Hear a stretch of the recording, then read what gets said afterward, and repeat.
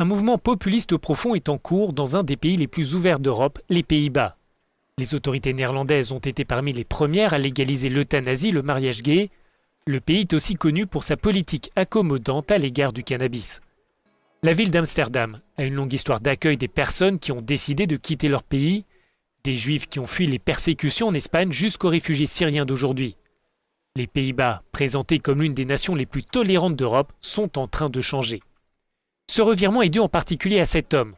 Geert Wilders veut interdire le Coran et mettre un terme à l'immigration en provenance des pays musulmans. L'homme vit sous protection policière permanente. Depuis le début de la campagne, sa formation, le Parti pour la liberté, a presque toujours fait la course en tête dans les sondages. Les électeurs sont appelés aux urnes ce mercredi, mais aux Pays-Bas, les règles électorales permettent difficilement à un parti d'obtenir la majorité absolue. D'une certaine façon, Geert Wilders a suivi les pas de Pim Fortuyn, qui s'était distingué après le 11 septembre. Adepte d'une politique sociale libérale, mais critique à l'égard de l'immigration et de l'islam, cet homme politique gay avait osé aborder des sujets considérés comme tabous à l'époque. Son parti dominait les sondages avant les élections législatives de 2002, mais il fut abattu 9 jours avant le scrutin, à la sortie d'une interview radio. 2 ans plus tard, le réalisateur Theo van Gogh était assassiné par un islamiste radical pour un de ses films critiques à propos de l'islam. La liberté d'expression a coûté la vie à ces 2 hommes. 10 ans plus tard, le pays s'interroge sur l'identité néerlandaise. Une enquête publiée le mois dernier indique que 86% des personnes interrogées s'inquiètent d'une érosion des valeurs traditionnelles. Geert Wilders s'est infiltré dans ce sentiment de perte d'identité en attaquant l'immigration, la mondialisation et l'Union européenne. Nous nous sommes rendus dans une petite ville près d'Utrecht pour rencontrer un de ses partisans.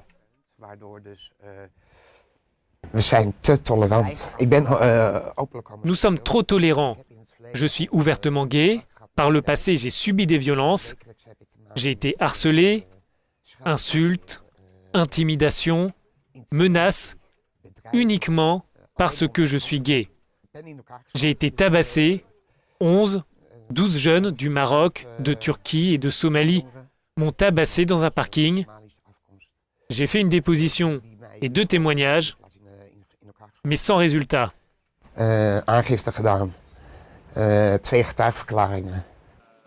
Les Pays-Bas comptent près d'1 million de musulmans sur une population totale de 17 millions de personnes.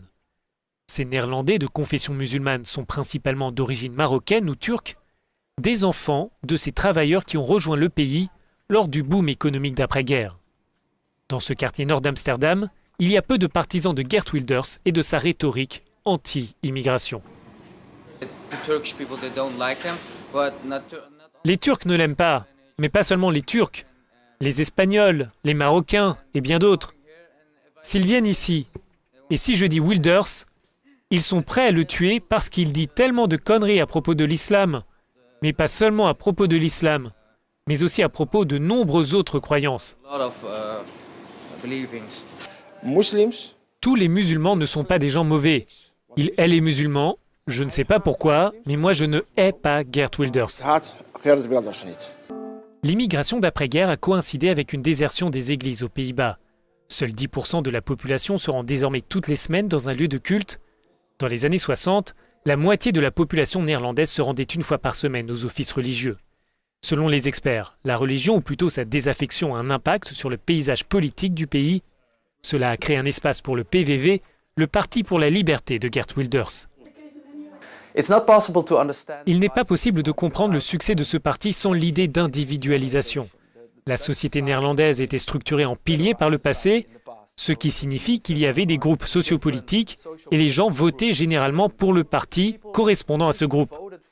Avant, la religion était bien sûr très importante. Il y a des protestants et des catholiques, sommairement une division nord-sud. La religion devenait là aussi très importante quand il était question de politique. Votre religion avait d'une certaine façon un impact fort sur le parti pour lequel vous alliez voter.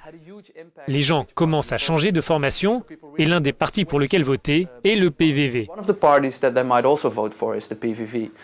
Geert Wilders ne dirigera probablement pas le prochain gouvernement, mais son impact est indéniable.